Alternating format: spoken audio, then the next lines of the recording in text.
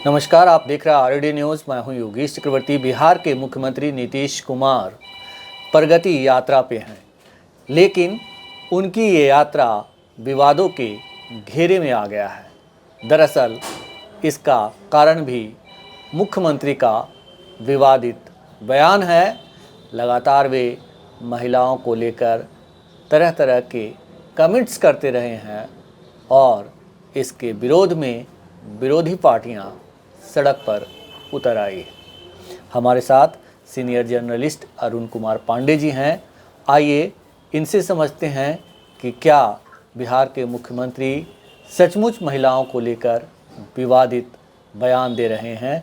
Sir, कैसे देखते हैं आप मुख्यमंत्री? देखिए, मुख्यमंत्री बिहार की प्रगति यात्रा पर हैं। एक्चुअली ये उनकी सरकारी यात्रा है। हर विधानसभा चुनाव के पहले वो इस तरह की यात्रा करते हैं, अलग अलग नामों से। इस बार वो प्रगति यात्रा उनका नाम दिया गया है और अभी ये तीसरा चरण है उनकी प्रगति यात्रा का। आज वो सुपौल जा रहे हैं और पूरे सीमांचल में आज वो जिलों का जो दौरा करेंगे। 29 जनवरी तक ये शेड्यूल है और उस यात्रा में 5 दिन मधेपुरा में रात्रि विश्राम उनका होगा और वहीं से फिर जिलों की यात्रा करते रहेंगे। अब वो परसों गए थे बेगूसराय,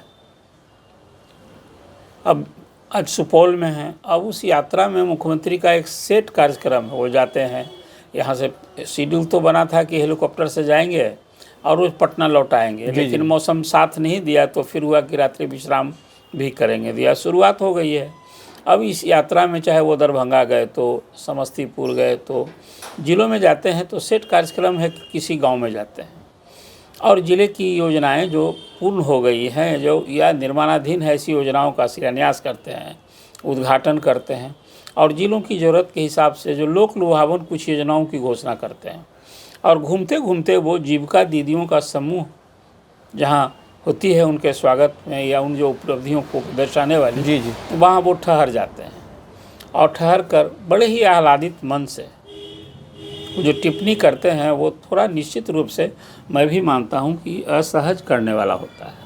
अभी ताज़ा विवाद हुआ कि वो गए और वहाँ महिला समूह, दीदी समूह को देखा और उन्हें कहा कि देखिए, हमारे समय में हमसे पहले इस तरह से लड़कियां कपड़ा पहनती थी, अब देखिए कितना अच्छा लग रही है, अब बोलती है। अब कहीं गए तो बोले कि भाई देखो, इंटरेक्शन में कहने लगे कि भाई हमको भी माँ पैदा की है, आपको भी माँ पैदा की। आगे पता नहीं क्या कहना चाहते थे। इसी तरह से कहीं गए तो कहे कि देखिए तो अब कितना अच्छा लगती है, अब कैसा कपड़ा पहनती है।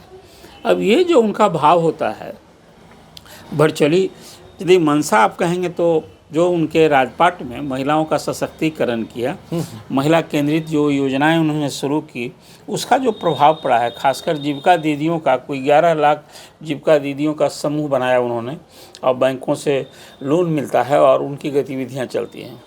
तो मंशा भले रही, लेकिन जो बातें आती है, अब वो कल जो कह दिया उन्होंने कि भाई उनके पहले इस लड़कियाँ कपड़ा पहनती थीं, अब ये एक बड़ा विवाद, ये महिलाओं के सम्मान का सवाल हो गया है और उनके पुतले जलाए जा रहे हैं, विरोध हो रहा है, लोग माफ़ी मांगने। तो इस अर्थ में उनकी प्रगति यात्रा विवाद की। यूँ विपक्ष के नेता तेजस्वी यादव तो शुरू से ही कहते रहे हैं कि मुख्यमंत्री की ये प्रगति यात्रा नहीं है, ये दुर्गति यात्रा है, ये उनकी विदाई यात्रा है। चुनाव के पहले जो अभी घूम रहे हैं तो अभी अंतिम उनकी यात्रा है, अब ये विदा होने वाले हैं। ठीक उसी तरह से प्रशांत किशोर जी वो तो और इससे अब बढ़कर बोल रहे हैं कि भाई देखिए, अभी कहा था कि अभी चूड़ा दही जो खाएंगे मकर संक्रांति के दिन अपने आवास में अंतिम बार खाएंगे और अब इसके बाद उनकी विदाई होनी तय है।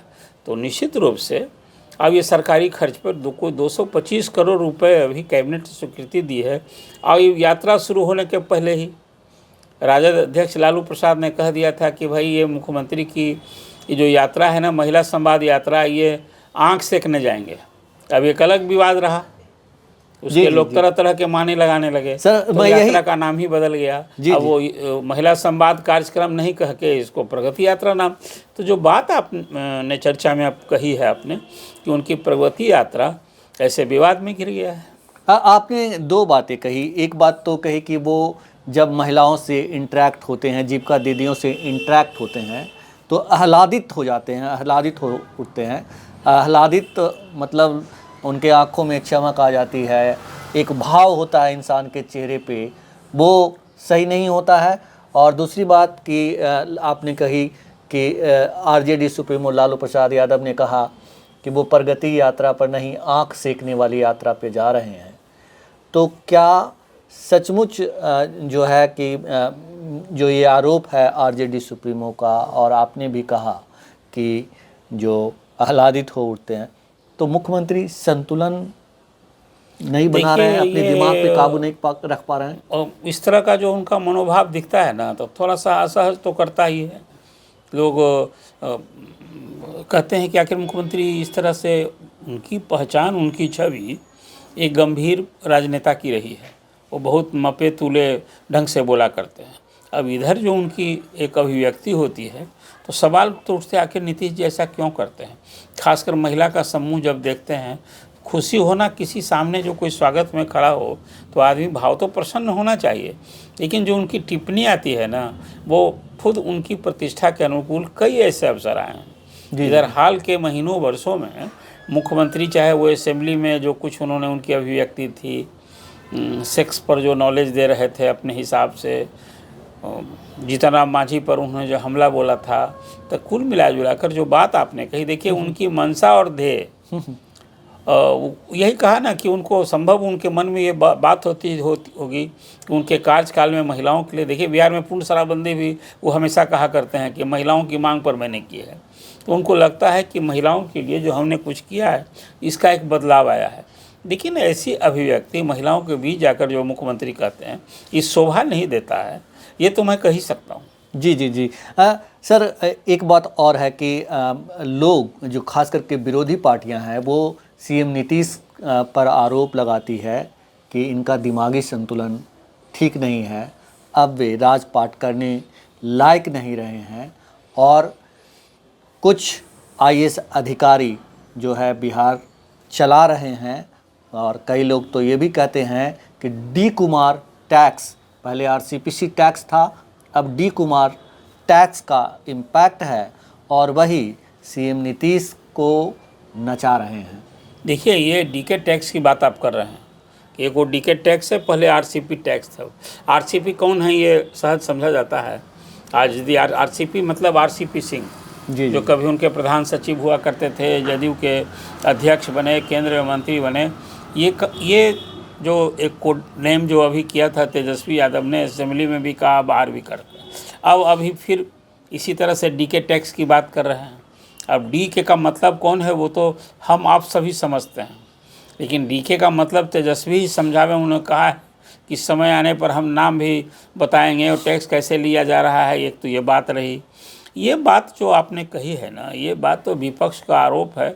इसमें कुछ हद तक जो एक अभी परसेप्शन बन गया है, तभी तो प्रशांत किशोर ने कहा कि चीफ मिनिस्टर का मेंटल हेल्थ का चेकअप कराना चाहिए और ये बताना चाहिए वो क्या स्वतंत्र निर्णय ले पा रहे हैं। मुख्यमंत्री स्वतंत्र निर्णय नहीं पाते हैं तो कौन निर्णय ले रहा है, सीएम सचिवालय कौन चला रहा है।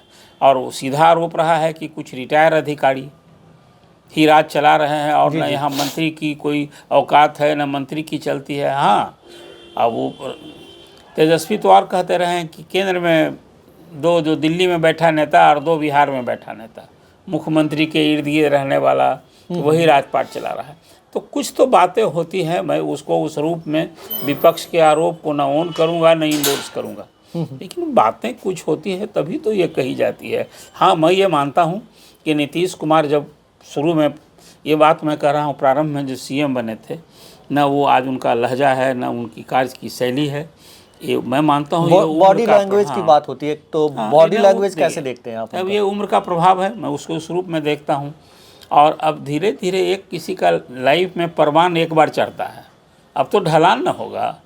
तो मुख्यमंत्री का मैं उसी रूप में देखता हूँ कि थे कभी नीतीश क्या थे और आज वो नहीं दिखते। आपने बड़ी बात कह दी। एक तरफ प्रशांत किशोर, तेजस्वी यादव जैसे नेता कह रहे हैं कि मुख्यमंत्री नीतीश कुमार का मेंटल स्थिति ठीक नहीं है, इसकी जांच होनी चाहिए, इसका बुलेटिन आना चाहिए। और दूसरी तरफ बीजेपी जो है वो उन्हें 2025 के मुख्यमंत्री के तौर पर अपना चेहरा भी, फेस भी मान रही है। ऐसी स्थिति में बिहार के लिए बहुत ही गंभीर संकट का विषय है। देखिए, एक चिंता का विषय तो चिंतन की वही स्थिति हो गई है जो उड़ीसा में सुनने को मिलती है कि वहाँ के सीएम थे नवीन पटनायक और चला रहे थे पांड्या, नौकरशाह चला रहे थे। तो कमो बेश आज ये कहा जा सकता है, जो मैंने आपसे चर्चा में अभी बात कही कि नीतीश जो दिखते थे वो आज नहीं दिखते हैं।